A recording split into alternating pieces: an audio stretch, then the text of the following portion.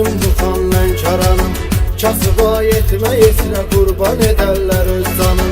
Aslanı duylu ver bir an Lənkəranlı el canım. Böyük qardaşın yolun indi o eyləyir davam.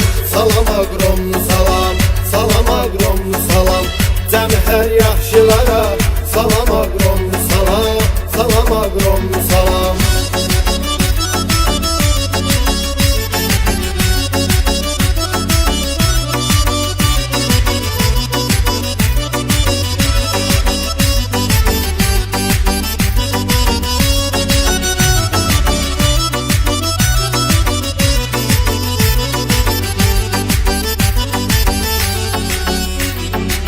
Mərdliyi ona yaraşır çünkü onun canındadır.